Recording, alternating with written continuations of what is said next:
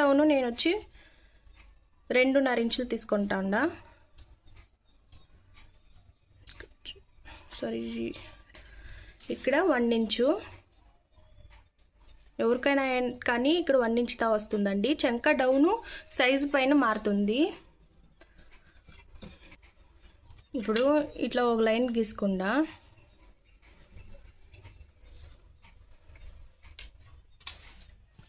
చంక రౌండ్ 8.5 వచ్చిందండి. 8.5కి ఇది మార్క్స్ వేసుకుంటాను.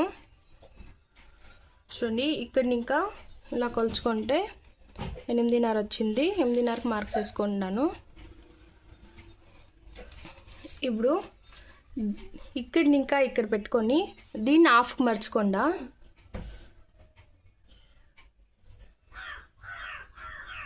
4 వస్తుంది. 4కు ఒక మార్క్ పెట్టుకుండా